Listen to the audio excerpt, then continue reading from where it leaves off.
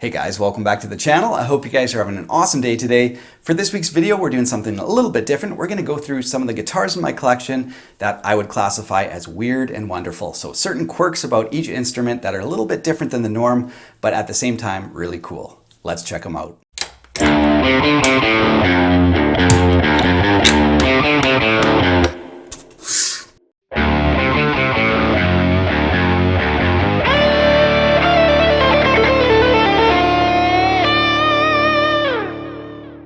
Now, what inspired me to make a video like this was your guys' reaction to my unboxing of this Fender Thinline Super Deluxe guitar. Crazy guitar, it's got binding on the neck, obviously big block inlays, TV Jones pickups, sparkle guard, double bound body, bright orange. So definitely something that I would consider maybe an acquired taste, and I've dubbed this the Lloyd Christmas signature model. So if you don't know who Lloyd Christmas is, you might be younger, but anyway, it's definitely the Lloyd Christmas signature model. So really cool, quirky guitar. Now that being said, you guys absolutely love this guitar. The comment section under that video were like 99% of the people saying, dude, you're crazy. That is a gorgeous guitar. Or people saying, I normally hate Telecasters, but I absolutely love that. So that got me thinking, what other guitars in my collection do I have that are a little bit out of the norm or a little bit different, that are really quirky, but at the same time, really cool.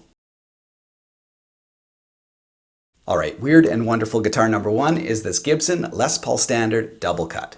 Now the body shape really reminds me of the PRS Santana signature model, but it's not a ripoff. Gibson has been making Les Paul double cuts really from the late 50s. So they have a rich history of making double cuts, even though very few people buy them. And there's sort of just like a subset of users on the internet that are big fans of the double cuts.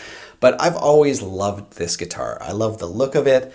It's got an ocean, I think this is just the ocean blue finish. So it's kind of like that faded blue. Looks really, really cool.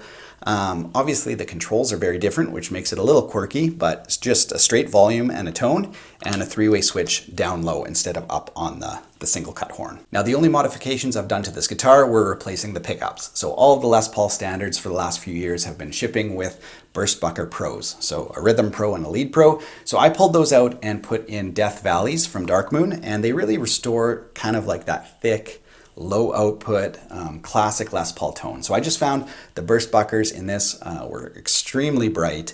And for this style of guitar, I just wanted, like, even though it looks a little different and the controls are different, I wanted that classic Les Paul tone. And lastly, the other cool thing about this double cut is it's fully chambered. So there's a couple different versions of the double cut, some with solid body, some with chambering. So it's lighter than a Les Paul, so it's got chambering all the way around. So it's not weight relieved, it's actually chambered, so it's hollow, which is a plus and a minus because this guitar has a slight bit of neck dive, which I'd love to get rid of. Unfortunately, I don't think I can relocate the strap button to the upper horn here or here because it's hollow. So unless, you know, Gibson put a little block there, which I don't want to take the risk, but that's the only downside to this guitar. Other than that, it's more wonderful than weird. Now, weird and wonderful guitar number two is this Danelectro 59 XT. This is pretty much the definition of retro cool. And it's been really amazing to see companies like Danelectro having this huge resurgence or this huge renewal with their brand, and the 59 XT is part of that. Now, some of the quirky things I love about this guitar are obviously the angled pickups, which really warp your brain when you're looking at them, but there is purpose behind the madness. On your neck pickup here, the bass strings are angled towards the bridge, which will give them a little bit more clarity so they don't, you know, get too muddy. And the treble strings are angled away from the bridge, so it'll warm them up a bit, get rid of that ice pick, right? So a little bit more clarity on the bottom strings and less harshness on the treble strings. So it makes a lot of sense. The dual lipsticks on the back sound awesome. They are opposite. So basically your bass strings are warmed up a bit and your treble strings are like crazy bright. So if you want that vintage kind of 60s bright shimmer and twang, this thing deals it out. And lastly, it's the 3+3 headstock. Straight string pull through the nut and minimal tilt back. You don't need anything else on a guitar design. It holds tune, sounds great, really cool guitar. Now, weird and wonderful guitar number three is my Homebrew Telly. So this is one of my parts caster builds, and anybody who's followed the channel for a long time knows that this guitar used to have single coils in them, and I did a conversion. So now it has a JBE Tron in the neck and in the bridge, and sounds absolutely fantastic. Now, when I was younger, I was never exposed to Filtertron style pickups. And if I saw like a big body Gretsch or something, I'd be like, well, that's cool, but it's not my thing, right? I was listening to David Gilmour and Stevie Ray Vaughan, guys like that. So just single coil type sounds. And I've really come to appreciate these style of pickups in recent years because they give you close to a single coil sound, but without the 60 cycle hum. And they have their own vibe and brightness that noiseless pickups sometimes even can't reproduce. They just have their own thing going. So it's like a really powerful and bright single coil, really cool pickups. So what makes this guitar weird and wonderful? Well, there's a few things. First of all, this is a mahogany body, lightly relict with the F-hole. And on my Super Deluxe video, there it is, I sort of talk about why I think it's an interesting design choice to put a fancy jazz guitar F-hole on like America's workhorse guitar. Really interesting, but it's very light. Obviously, we've got the Bigsby, which is a little bit different. And we've got a road-worn neck. So this is a genuine Fender neck, really thick profile, but feels good.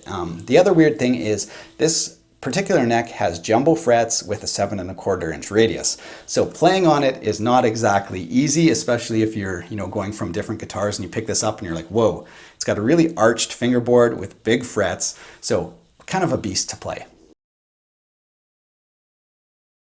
All right, weird and wonderful guitar number 4 is the Danelectro Bedford Deluxe. Very cool guitar, and as I said in the demo of this video, it's one of my favorite guitars put out all year. So what exactly makes the Deluxe Bedford weird and wonderful? Well, first of all, the body shape. You get that cool offset shape, and the pickguard. You got that F-hole inspired pickguard, which is uniquely Danelectro, very cool. And of course, you get the angled stacked single coil with a humbucker, which is a unique combination. So what else do I love about this guitar? Well, first of all, the pickups split without losing too much volume, which is awesome. So you just gain a little bit extra clarity without like a huge, half volume drop that some guitars suffer from. So awesome feature. And of course, the contoured heel joint makes this thing a joy to play. Grover locking tuners makes the whole package work. All right, now on to the SG. So let's start with the weird first, and then we'll talk about the wonderful. But the weird is, this is a really unique guitar. So first of all, you might notice 3 pickups. Of course, you're going to notice that first. Only 2 controls, volume and tone, and a chicken head knob. So this is a 6-way chicken head knob. So you can get combinations of the neck and the bridge together, which surprisingly sounds pretty awesome.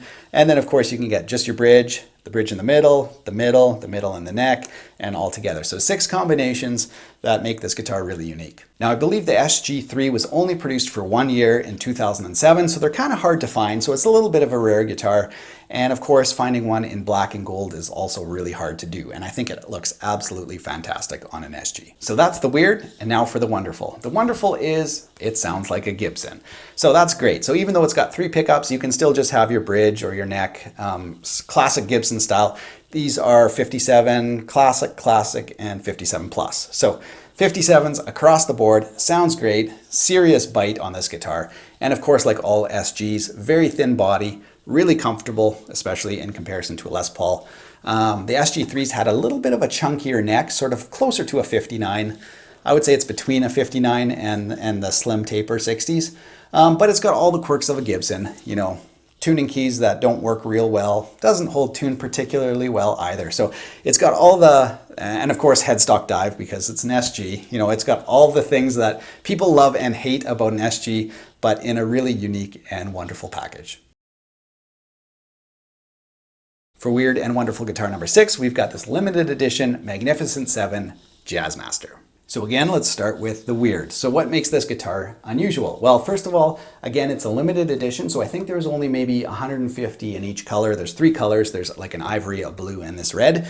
So the color scheme is definitely a little bit interesting with the bright pickups, black pickguard, and the candy apple red. I think it looks really cool, makes the pickups pop. But Jazzmasters have always been a little weird to me. So, I mean, they've been around forever, but I'm like a straight Strat, Telly, Les Paul kind of guy. So even just the Jazzmaster is kind of weird for me. And the oversized pickups, sort of seem to dominate the body. It just doesn't seem quite in perspective. But for other people, it's totally normal. So that's the first weird thing, is it's just a little bit out of my comfort zone. Secondly, it's got a Bigsby, which is very different for a Jazzmaster. Now, this guitar absolutely holds tune amazingly. So I've always liked the Bigsby, and in this combination, it holds tune awesome. Now, another weird thing for this specific model is it doesn't have the traditional Jazzmaster logo. It doesn't have like the little swoopies on either side, just a straight, sort of boring, lame black fender. All right, now let's focus on the wonderful. First of all, the pickups sound amazing. These are vintage 65 Fender pickups. And if you like 50s, 60s tone with that bright chime, just incredible clarity, this is your guitar. It sounds amazing. And that's one of the reasons I picked it up. It sounds like no other guitar in my collection. Very, very unique tone. Really, really present and, insane clarity.